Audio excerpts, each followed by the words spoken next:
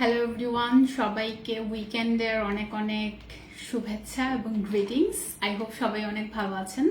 Last উইকে আমরা কথা বলেছিলাম মেল সেক্স হরমোন বা লৈঙ্গিক হরমোন নিয়ে। যারা এখনো ভিডিওটি দেখেননি পেজে দেখে নিতে পারেন। আজকে আমরা জানবো এবং কথা বলবো ফিমেল সেক্স হরমোন বা নারীদের যে প্রাইমারি লৈঙ্গিক হরমোন আছে সেটার ব্যাপারে। প্রথমে বলি যে এই দুইটি হরমোন কি কাজে নারীদের ব্যবহৃত হয় এবং এই দুইটি হরমোনের নাম কি। সো ফিমেল সেক্স হরমোন বা নারীদের লৈঙ্গিক হরমোন প্রধানত দুটি। প্রাইমারিটাকে বলা হচ্ছে এস্ট্রোজেন এন্ড দেন হচ্ছে প্রজেস্টেরন। সো এই দুইটা হরমোনের পাশাপাশি অল্প পরিমাণে মেল হরমোনও ফিমেল বডিতে থাকে। বাট আজকে আমরা শুধুমাত্র কথা বলবো নারীদের লৈঙ্গিক হরমোন নিয়ে এবং এটা কি কি কাজে আসলে ব্যবহৃত হয়, কেন এটার পর্যবেক্ষণ বা কেন এটাকে নার্চার করা দরকার। সো বয়সন্ধিকাল যখন শুরু হয় নারীদের ডিম্বাশয়ে এবং অ্যাড্রিনাল গ্ল্যান্ডে কিছু বেসিক লৈঙ্গিক হরমোন তৈরি হয়, যেটাকে আমরা ফিমেল সেক্স হরমোন বা লৈঙ্গিক হরমোন বলে থাকি। এই এস্ট্রোজেন এবং প্রজেস্টেরনের কাজ আসলে কি? আমরা যখন বয়সন্ধিকাল শুরু করি সাধারণত 8 থেকে 13 বছর বয়সে নারীদের বয়সন্ধিকাল শুরু হয় এবং এই সময়টাতে আসলে দেখা যায় যে ব্রেস্টের ডেভেলপমেন্ট হয়, শরীরের বিভিন্ন অঙ্গ প্রত্যঙ্গ ডেভেলপ হতে থাকে, প্রজনন যে তন্ত্রগুলো আছে বা অঙ্গ প্রত্যঙ্গ আছে সেটাও আস্তে আস্তে ডেভেলপ হতে থাকে। এজ এ রেজাল্ট নারীদের বিভিন্ন ধরনের বাহ্যিক যে শারীরিক পরিবর্তন হয় সেটা সংগঠিত হতে থাকে। বিভিন্ন স্থানে লোম গজায়, পিউবিক এরিয়াতে লোম গজাতে থাকে, কণ্ঠস্বর ভারী হতে থাকে, ব্রণ হতে পারে, হিপে ওজন বাড়তে পারে অথবা ওজন বাড়তে পারে কমতে পারে, ব্রেস্টের ডেভেলপমেন্ট হচ্ছে এবং বিভিন্ন ধরনের পরিবর্তন যেটা বাহ্যিকভাবে লক্ষ্য করা যাচ্ছে। এটা ছাড়াও মাসিক চক্র শুরু হয়। সো ডিম্বাশয় বা ওভারিতে যে ডিম্বাণুগুলো তৈরি হয় সেই যে ফুল একটা প্রক্রিয়া বা প্রজনন স্বাস্থ্যের যে কমপ্লিট একটা চক্র আছে সেটা বেসিকলি শুরু হয় বয়সন্ধিকালে এবং সেটা শুরু হয় যখন লৈঙ্গিক হরমোন তৈরি হওয়া শুরু হচ্ছে, যেটাকে আমরা বলছি এস্ট্রোজেন এবং প্রজেস্টেরন। বয়সন্ধিকালে তো নারীদের বা মেয়েদের যেই প্রধান বাহ্যিক পরিবর্তনগুলো আছে, ফর এক্সাম্পল শরীরের গঠন, আকার আকৃতি পরিবর্তন, এগুলো ছাড়াও ইন্টারনাল যে পরিবর্তনগুলো আছে, ফর এক্সাম্পল ভ্যাজাইনাল ডিসচার্জ বা যোনিস্রাব হওয়া, মাসিক চক্র শুরু হওয়া, ব্রেস্টের ডেভেলপমেন্ট, সব কিছুকেই কিন্তু সংগঠিত বা নিয়ন্ত্রিত করছে ফিমেল সেক্স হরমোন বা নারীদের এই দুটো লৈঙ্গিক হরমোন। তার মধ্যে প্রাইমারিলি যেটা সেটা হচ্ছে এস্ট্রোজেন এবং আরো আছে প্রজেস্টেরন। এই ফুল যে একটা মাসিক চক্র বা এই ফুল যে একটা হরমোনাল চক্র আছে সেটাকে এই হরমোনগুলো নিয়ন্ত্রণ করছে। সো বয়সন্ধিকাল, মাসিক এবং 45 থেকে 55 বছর বয়সে নারীদের যখন মেনোপজ হয় তখনও কিন্তু দেখা যায় যে এই এস্ট্রোজেন এবং প্রজেস্টেরনের পরিমাণটা কমতে থাকে, যার কারণে মাসিক চক্র অফ হয়ে যাচ্ছে অথবা মাসিক চক্র অফ হয়ে যাওয়ার পরেও বিভিন্ন স্বাস্থ্য সমস্যা ক্রিয়েট হয়। ইটস অনলি বিকজ এই হরমোনের লেভেলগুলো কমে যাচ্ছে এবং এটা বয়সের সাথে সাথে কমবে, এটাই খুব ন্যাচারাল। এছাড়াও নারীরা যখন প্রেগনেন্ট হন বা তারা যখন প্রেগনেন্সির টাইমে যান এবং প্রেগনেন্সির পরে ব্রেস্ট ফিড যখন করেন তখনও কিন্তু এই ফিমেল সেক্স হরমোনগুলো ডিরেক্টলি ওর ইনডিরেক্টলি ভূমিকা পালন করে। এটা ছাড়াও প্রজনন স্বাস্থ্য, প্রজনন অঙ্গ এবং প্রত্যঙ্গর যে অ্যাক্টিভিটিস গুলো আছে সেটাকে নিয়ন্ত্রণ করে, হাড়ের স্বাস্থ্য রক্ষায় বা সুরক্ষায় ভূমিকা রাখে, হার্টের স্বাস্থ্য সুরক্ষায় ভূমিকা রাখে, চুল, ত্বক, এই সবগুলো জিনিসের যত্ন, রক্ষণাবেক্ষণ বা পর্যবেক্ষণেও কিন্তু এই ফিমেল সেক্স হরমোনগুলো গুরুত্বপূর্ণ ভূমিকা পালন করে।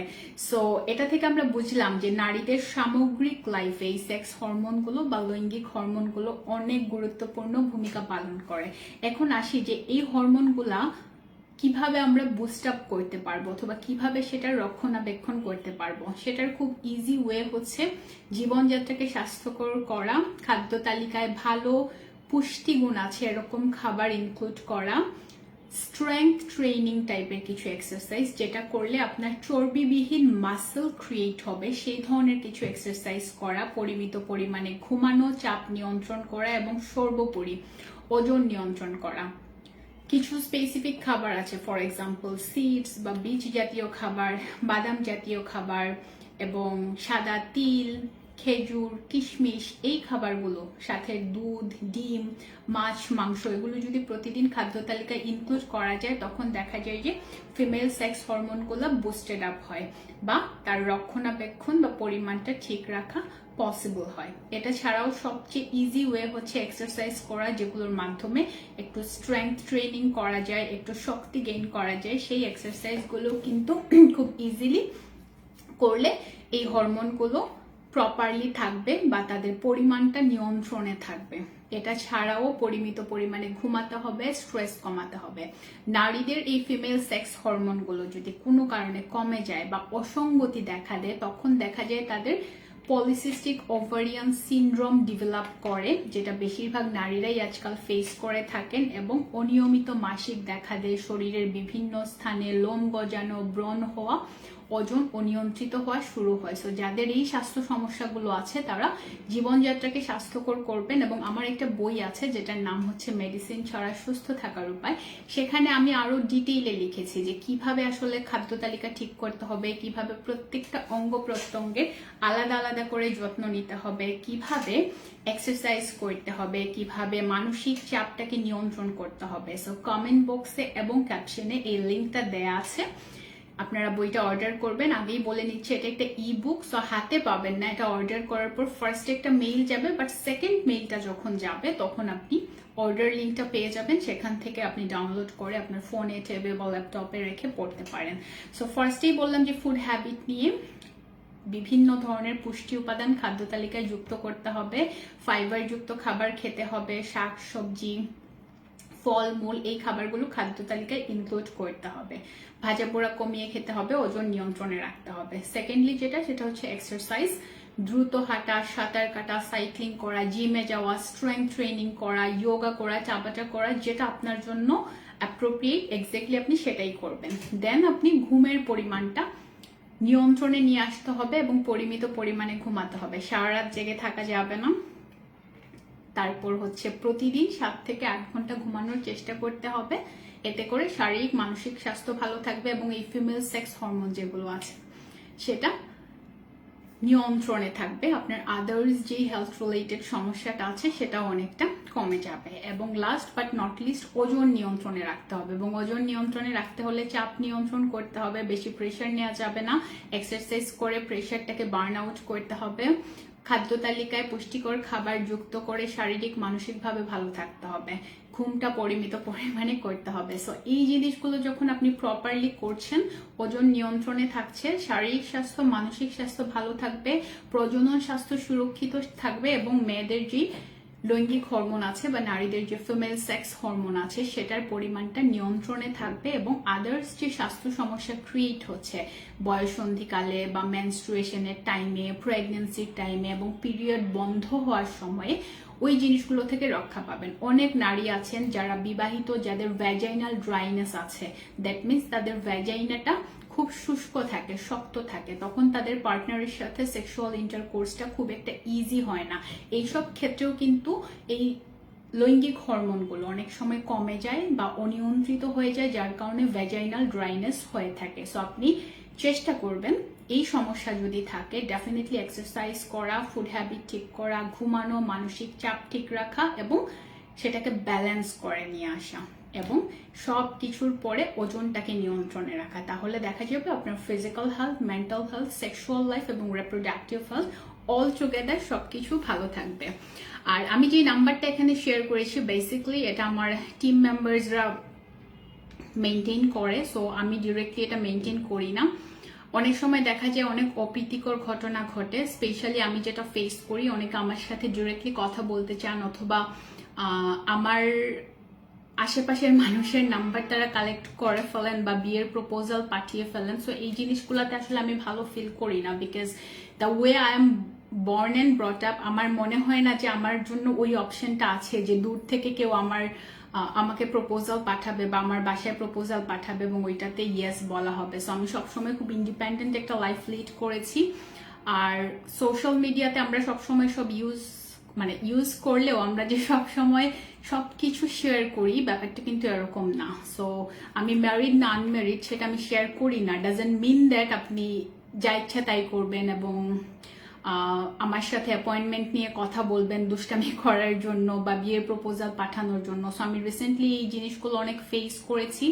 আমার আশেপাশের মানুষকে এরকম কিছু মানুষ ফোন দিয়েছেন এবং আমার এই যে হটলাইন নাম্বারটা আছে যেখানে আসলে আমি একটা টিমের মাধ্যমে এটা পরিচালনা করি, সো সেখানেও ফোন দিয়ে বিরক্ত করা বা অ্যাপয়েন্টমেন্ট নেওয়ার পরে আমি দেখছি যে তাদের আসলে সেরকম কোনো শারীরিক স্বাস্থ্য সমস্যা নেই, শুধুমাত্র আমার সাথে কথা বলার জন্য তারা কথা বলছেন এবং সেই মানুষজনই আবার আমার পরিবারের কাছে বা আমার আশেপাশের মানুষের কাছে বিয়ের প্রপোজাল নিয়ে যাচ্ছেন। সো এগুলো আমার কাছে ইনসেইন মনে হয়, টু সাম এক্সটেন্ট একটু বোকামিও মনে হয়। সো নিজের টাইম এভাবে ওয়েস্ট করবেন না, এন্ড আমাকে এভাবে বিরক্ত করবেন না বা আমার আশেপাশের মানুষকে বিরক্ত করবেন না।